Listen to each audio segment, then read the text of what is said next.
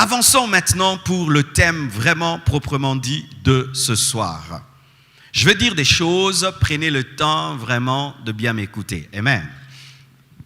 Il faut détecter le serpent ou les serpents de ta vie. Premièrement, j'aimerais dire ceci. Qui a créé le serpent? Le diable ou Dieu? Qui sont pour? C'est le diable qui a créé le serpent. Levez la main. Qui sont pour? C'est Dieu qui a créé le serpent.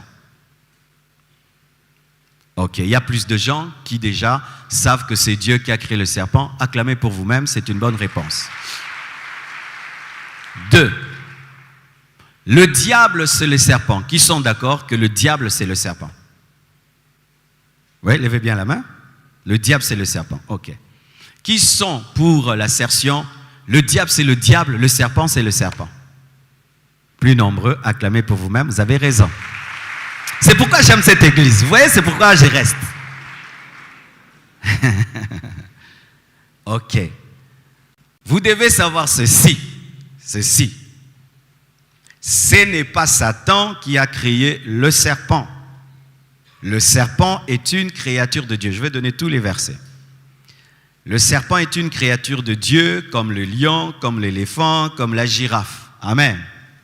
Ce n'est pas Satan qui a créé le serpent.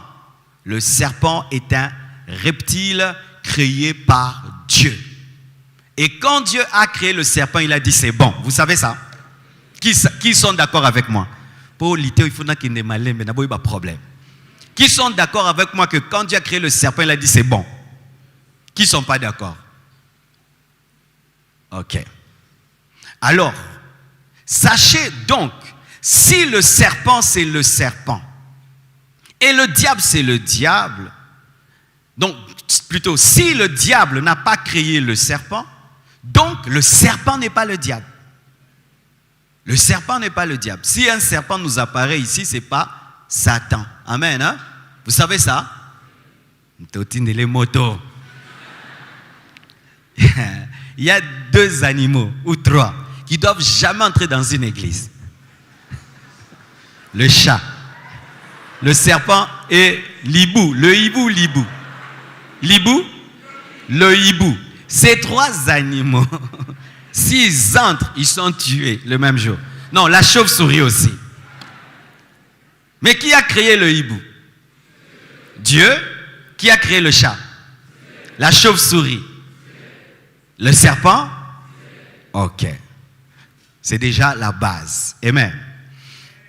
Donc, sachez cela, que le diable, c'est le diable, le serpent, c'est le serpent, et le diable n'a pas créé le serpent, mais le serpent est une créature de Dieu. Genèse 1, verset 24. La Bible dit, Dieu dit que la terre produise des animaux vivants selon leur espèce, du bétail, des reptiles et des animaux terrestres selon leur espèce. Et cela fut ainsi. Dieu fit les animaux de la terre selon leur espèce, le bétail selon son espèce, et tous les reptiles de la terre selon leur espèce. Dieu vit que cela était bon. Puis Dieu dit, faisons l'homme à notre image, selon notre ressemblance, et qu'il domine sur les poissons de la mer, sur les oiseaux du ciel, sur le bétail, sur toute la terre, et sur tous les reptiles qui rampent sur la terre. Donc, il devait aussi dominer sur le serpent, ok? Dieu créa l'homme à son image. Eux, il ne les a pas créés à son image, et il les créa à l'image de Dieu. Il créa l'homme et la femme. Dieu les bénit et Dieu leur dit, soyez féconds, multipliez, remplissez la terre et l'assujettissez et dominez sur les poissons de la mer, sur les oiseaux du ciel et sur tout animal qui se meut sur la terre. Et Dieu dit, voici je vous donne toute herbe. Et à la fin, verset 31, Dieu vit que tout ce qu'il avait fait et voici, cela était très bon. Amen. Hein? Dieu, quand il a créé le serpent, il a dit très bon. Amen. Ok? Ok. Alors, mes frères et sœurs, voici un détail qu'on ne nous donne pas souvent sur le serpent. Lorsque tu lis Genèse 3, verset 1er, prenez cela. Genèse 3, verset 1er. Je vais parler un peu là. La Bible dit ceci. Le serpent était le plus rusé de tous les animaux des champs que l'Éternel Dieu avait fait ou créé, n'est-ce pas? On précise que c'est Dieu qui l'a créé, n'est-ce pas? N'est-ce pas? Il dit à la femme, Dieu a-t-il réellement dit, vous ne mangerez pas de tous les arbres du jardin? Et nous connaissons la suite. Écoutez ceci, on dit le serpent était le plus rusé de tous les animaux des champs que l'Éternel Dieu avait fait. Est-ce qu'il y avait déjà la chute de l'homme là? La ruse est une bonne ou mauvaise chose? Mais la ruse c'est le mal, n'est-ce pas? Mais comment on parle du mal dans le serpent alors que la chute n'est pas là? Tout qui n'est mal. Amen. On ne peut pas parler de ruse. On ne peut pas parler de ruse parce que le mal est entré dans les animaux après que l'homme ait péché, n'est-ce pas? Est-ce que Dieu a créé un animal rusé? Mais on dit qu'il était le plus rusé de tous les animaux. Et même on dit le plus rusé de tous. Plus rusé veut dire ceci. Le rusé parmi les rusés. Donc les autres animaux étaient aussi rusés. C'est déjà le mal. L'homme n'a pas encore péché, mais les animaux sont rusés. Maintenant, le serpent, c'est le leader des... Amen. Ne partez pas avant la fin du message. Amen. Hein? Je vais conclure. En soi, c'est pourquoi c'est bien de faire la théologie. Frère, faites attention, tu prends seulement ton 8 secondes. Waouh, Ndeko! Lorsque tu vas maintenant dans les textes originaux, parce que moi, quand j'ai lu ça, parce que la Bible, on la lit lentement, frère. J'ai dit non, il y a un problème. Rusé révèle qu'il y a déjà eu chute. Et quel est le vrai terme rusé? Le vrai terme utilisé pour ruser, en hébreu, c'est fin, finesse. Et le vrai terme, c'est aviser, aviser. Le serpent était l'animal le plus avisé. Et avisé, c'est quoi? Sage. Et la Bible dit, soyez prudents comme le. Jésus a dit ça. Le serpent, là, c'est le diable. Hein? C'est le serpent. Doucement. Parce que si on dit qu'il était le plus malin de tous les malins, donc déjà Adam et Ève étaient entourés des malins. Mais si on dit qu'il était le plus avisé de tous les autres, nous comprenons qu'il n'y a pas encore la chute. Et c'est vrai, mes frères. Dans les animaux, on trouve la sagesse. Je vais te montrer. La fourmi a la sagesse. Elle voit un gros pain. Elle vient seule. Elle trouve qu'elle ne pourra pas le manger. Elle appelle les autres.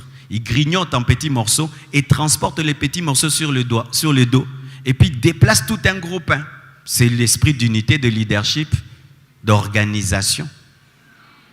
Oui. Regardez l'aigle. L'aigle, qu'est-ce qu'il fait? Pour libérer l'aiglon de sa dépendance, il prend l'aiglon, il le jette dans l'air. Tu vois l'aiglon paresseux, là, quand il voit la mort, il sera obligé de battre les ailes. Et puis les sauver, se rend compte que ses ailes fonctionnent.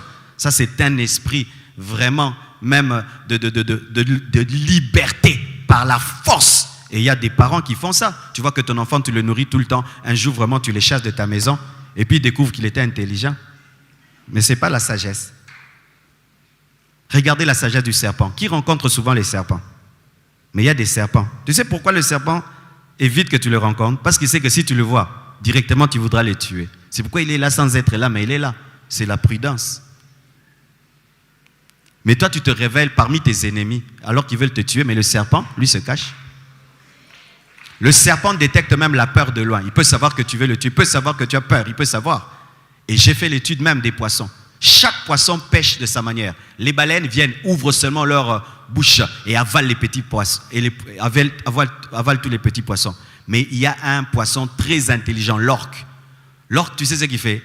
L'orque, quand il voit beaucoup de petits poissons, il envoie des vibrations. Et puis ça dérange les poissons. Et quand ils sont dérangés, il tourne, il prend sa queue, il frappe les poissons. Les poissons ont un vertige et puis commencent à les manger calmement. Là, ce n'est pas l'intelligence.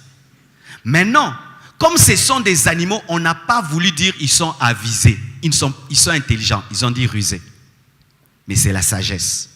Parce que dans la création, même si les animaux ne sont pas créés à l'image de Dieu, mais comme ils étaient touchés par Dieu, il y a des trucs divins.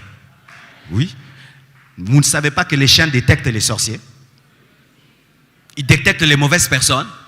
Ah oui? Les animaux, des fois, peuvent savoir que toi, tu es un voleur. Ils sont seulement... vrai ou faux?